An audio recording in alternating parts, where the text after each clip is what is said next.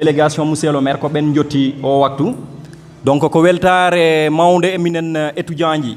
woni ICS ko fedde rendinde élève ji e étudiant ji jeyaadi e nder commune mo Sinthiane Koundara donc min pellinno non hikka wadde activité à la base parce que ko dum obligation e amen non simplement mairie o collectivité locale o e hono wiyete autorité ji di fof am mbada men accompagner et par rapport commune ngoni e wadde ko donc ko dum woni obligation minenne min mbawa artude e nder do min jibina do min jiwa Dakar ton to place ji amen baddi confort min ngara do min mbada sensibiliser parce que ni tan min mbawi wadde pour min tawtore e hono wiyete hono développement bo commune bo Sinthiane Koundara ko do min jeya kadi so Sinthiane Koundara bamtima ko minen bamti e ko minen bamti donc forcément ko mamin tawa e bamtobe Sinthiane Koundara hikka non min mbadi choisir thème hono impact de la déforestation sa wi dum non e pular dum woni ciadele ciopugol ladde donc min bi mamin mbad animer débat o do dum non ko monsieur Cissé c'est un professeur à Dakar ko kanko e Amadou Balde étudiant ko kambe mbadanta en hono wiyete animer débat o conférence o mi wada tout et c'est rek présenter UCS ça wi UCS non ko union communale des élèves et étudiants mo Sinthiane Koundara ay ko structure mo gandanta hoorema wadi réunir élèves ji et étudiants ji fof ay université ji nder Sénégal kadi école ji privé comme public ko kambe mbadi organiser o do structure donc si a ƴeewino en 2015 ado odo amical waɗede créé doyen ji amen baddi odo créé ɓe dañino caɗele mawɗe e nder université donc je veux nommer les monsieur Cissé e kamɓe fof awe ɗo han hono Mamad monsieur Sow c'est ex-président on kadi omo ɗo e meɗen hono kadi monsieur Alpha Seydou Balde ben fof eɓe ɗo nde ɓe ngari 2015 université Sinthiane Koundara waɗano ka représenté comme no ɗiya commune aji ni walla comme no ɗiya département ji walla région ji donc ɓe kawrino en caɗele hoɗon gandi université comme no mbowi mi wiide ni tan sa dañi bac ma yeehi université sa heɓani nanguɗo jungo wima wanni rewɗo très sincèrement ma dañ caɗele kamɓe noon nde ɓe jiiɗum ɓe mbi vraiment enen ko kawruɗen ko caloɗen miñiraɓe men ha ɓiɓɓe meɗen kawra he ɗum pourquoi pas mbaɗen organisé wu mbaɗen fondé amical tawa janggo si miñiraɓe meɗen ngari machallah ɓe wotat ɗo ɓe tawi en dal comme no ɗiya région ji comme no ɗiya commune ji foof mbaɗi ni ay he inde Sinthiane Koundara pourquoi pas mbaɗen wona on structure ay nde ɓe pewji ɗum noon ɓe dari ha ɓe mbaɗi ɓe peŋŋi fedde nde ɗum noon he collaboration e équipe municipalité o bien sûr sabu ɗum si a wi amical mi wiyat tan ko ni wayno caali ni ko hoɗum tambi o ɗum woni doyɗe ɗe certainement ko subvention donc avec la collaboration de la mairie ay ɓe kaldi ɓe mbaɗi ɓe peŋŋi fedde nde hande minen ɓe jooɗiɓe ɗo miñiraɓe maɓɓe fof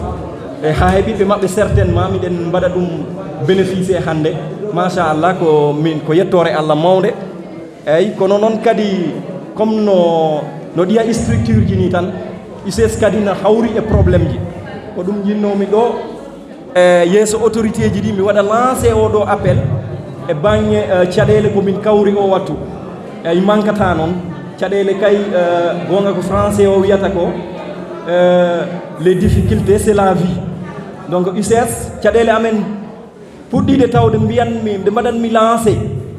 wonta ɗum ko affaire local amen o local o sabu ɗum min dañino ɗi tanji ɗo min dañdi e bayero o noon ko jeyɗo galle ɗo min loosi o ay min dañdino e muɗum caɗele affaire paiement bon wona probléme noon paiement wadde kalis ala non wona ɗum on gandi ko kanko luy min gila UCS waɗi fondé depuis 2015 koye galle makko min goni joni noon o immi hono wiyete situation coronavirus on gandino 2019 coronavirus o ari no waɗi paralysé affaire ji fayda secteur ji ɗi fof ko ni min étudiant ji kewɗi gartino e nder commune o donc de ce fait trésorier ponnoɗo yobde o dañino caɗele seeɗa e yobde a faami ɗum artiri situation men no min gowno yoɓirde koko tuba ko wiyata ko consommé payé manam a yoɓat lewru ndu ha gasa gona e galle he joni noon nde woni trésorier poɗɗo yobde o ari arti ga e commune situation corona o waɗino ɗum obligé min garti woni joni ko si lewru ndu maayi min joɓa au lieu de payé consommé min batti wadde consommé payé joni noon pa o bailleur o yiɗano ɗum o yiɗi ko min garta e situation payé consommé a faami nde ɗum waɗi nde noon o taƴanoyino min kaydi o addi kaydi ndi o wi minen jogui arriéré de paiement heureusement Allah waɗi miɗen joguino facture uji amen fof min jaltin ɗum min jewtide makko ha o wi d' accord sa yo taƴino ɗiɗo document ji ɗiɗo papier ji ko ɓay o yiyano responsable amical o mbimi joni noon ko min woni président o je suis le responsable de l'amical joni nde cohluɗa fof ar yiyam walla noddam mami ar mi noto o wi basi ala et à notre grande surprise 2 mois après o addoyi kadi hono ete kadi huissier de justice goɗɗo o waɗi hen frais ji en tout cas frais ji ɗo taƴiri ɗi woni ko 160 000 guluji capantati e ɗiɗi o wi ɗi ko minen poti ɗum yobde forcément ko mamin yoɓa min garta e situation payé consommé o kadi min joɓa frais ji ɗi mbimi ɗum joni ɓayto ko mamin joɓa te kadi omo ɓittina min chaque fois c'est des appels chaque fois c'est des interventions à la fini min mbi joni y a pas de souci ƴeftumi halis jommimo mois de mai et juin ɗum woni min garti e situation consommé payé mais à notre grande surprise ñanden ɓooyani tan o addino toon nerviji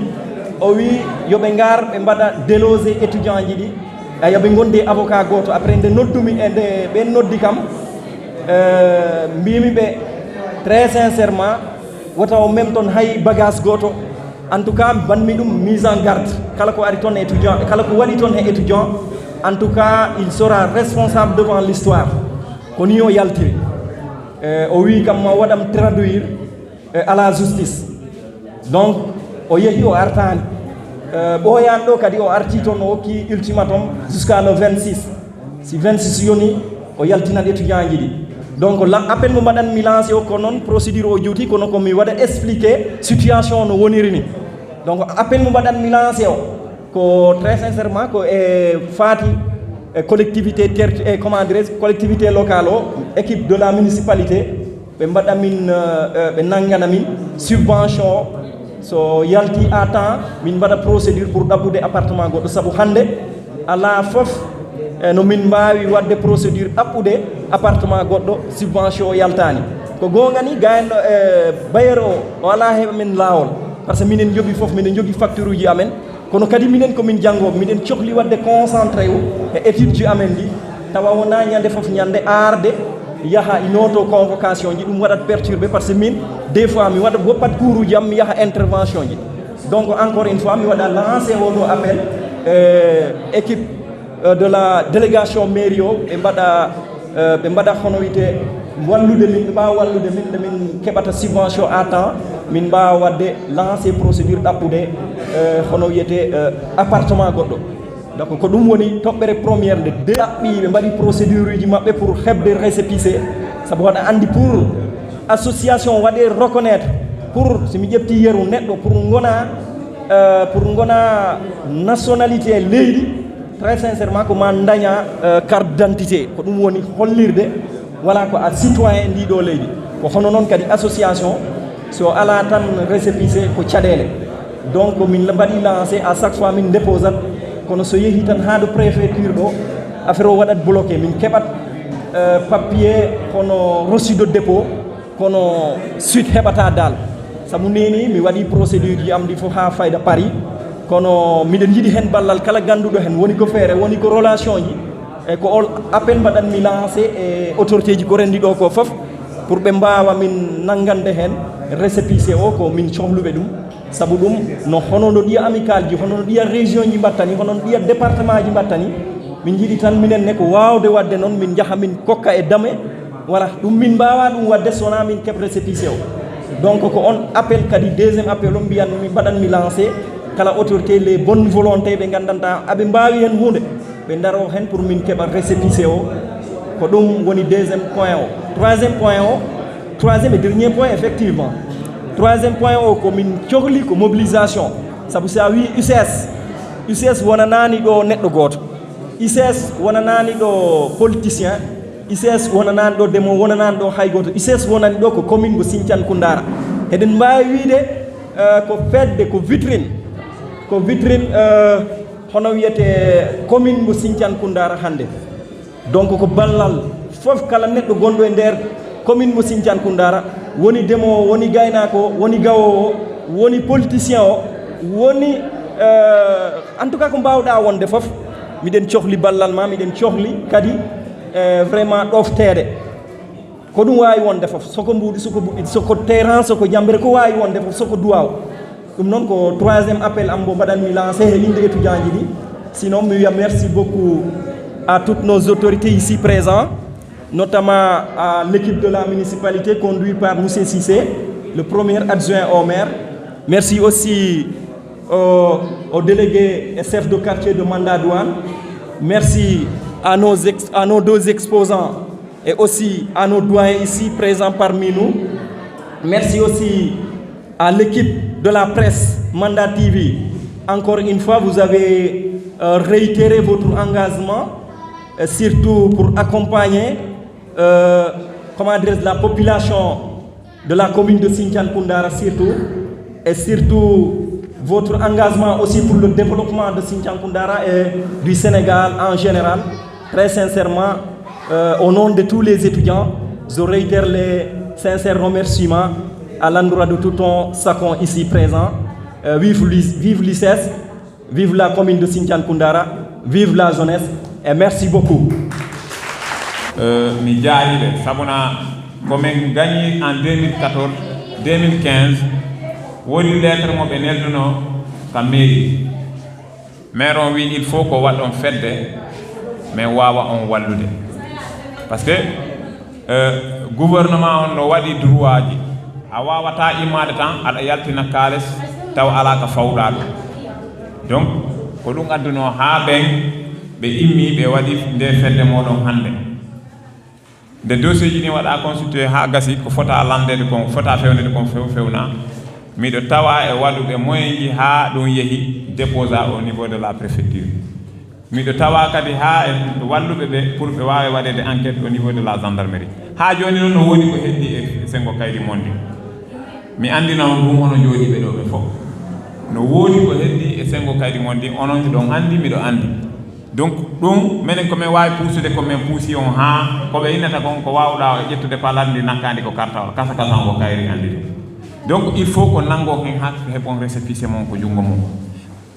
haysi wona minen mairie on partenaire moɗon o par ce que ko partenariat wondude wona obligation hewɓene sikka ɗum ko forcé hiɗon wawi ƴettire ndin kaydi kadi heɓiroyon e tuɗa goɗɗo goɗɗum e goɗɗum donc très important ko hande darɗon ha kaydi ɗin jogoɗon ndi ko jungo mum sa daari gila sosuɗon kaydi depuis 2015 ha addandema hande ɗo on hendakimo ha joni récépissé ko reçu on ha joni jogui ɗum on foti yawtude ɗum ɗon ko fawti hen mi nani sengolosuma o andon tan hari ko seeɗa seeɗa aduna ko noon premiére ko min wanno ko ono fof ɗon andi ko jelu mairie on ittayno waɗa appui sengo étudiant ji ɗi donc andi ɗum meɗen andi rowani ɓeydike seeɗa so Allah jaɓi kadi ma ɓeydo ko arata ɗo ko maire on commune on fof si a jaɓi ma sa salike kono commune on fof no andi ko o partenaire fi jande no andi ko neɗɗo yiɗɗo fi jande ko tawnoɗo école ji kon ɓurani école ji tati mais hande caɗeɗe andanɗa hoore ma ɓurɗe fandude e commune o fof no jogui école ji ko ɗum hebbini enen ɓe wonɓe jooɗiɓe ɗo fof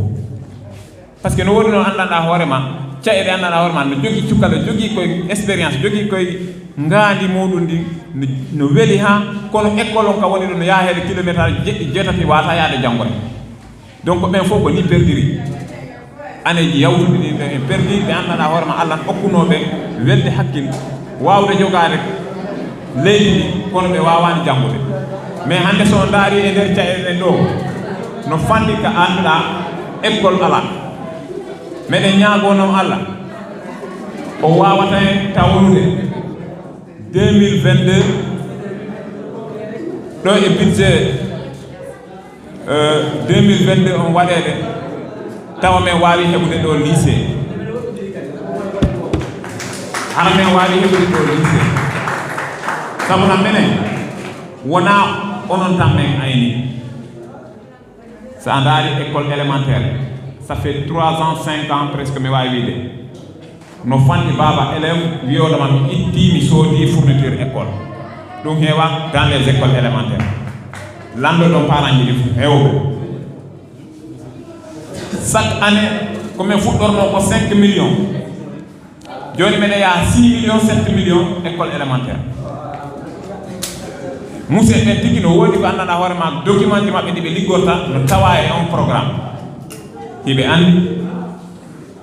pour vous dire que mairie on woni premier partenaire nde jande inchallah kadi o budget aroɗo ɗo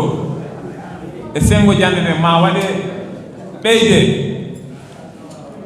hara on heɓata caɗele par ce que minen andi woɓɓe no Saint Louis woɓɓe no Ziguinchor woɓɓe no Dakar forcément ɓeɗo fof ko ɓe heɓa e sengo ko okkete ɗon ko meɗen andi ɗum no fanɗi ha sabu no sa sendi ɗum laabi tati wawata jogade appartement Dakar sa yoɓay ɗum a yoɓay 150 000 par mois ou 200 000 par mois par ce que min mi woni toon mi andi toon ɗum noon ande tan komin Sinthiane hay hunde en renta sina nde ladde mene meɗen jaari on komin ɓurta heɓude ressource seeɗa sah ko ladde nde so hande so addani men on tem on ko ni way wasi on ɗowti men e ko min watta ko on ɗowti hoore mo e ko wona ɗon jonnede ko sabuna ko onon e enen fof min woni ligganade wona hoore amen tan sabuna siko hoore amen tan min waɗay ko comme commune ji goɗɗi ɗi si on haali men fanka si min ƴetti wona 500 000 min jonni on wiyata wiide men on korani on min men darata ɗum ko miñiraɓe amen kotiraɓe amen sukaɓe amen badiraɓe amen dendiraɓe amen woni toon komin ñagoto Allah yo taw haray ɗon ɓuuri tawa ko wiyete Sinthiane ɗo jogui 200 et quelques étudiants ɓe andanɗa hoore ma kadi ko ɓe jogui niveau ɓuraɗo yiɗede e nder Sénégal foof min jara on e inde monsieur le maire e inde population komin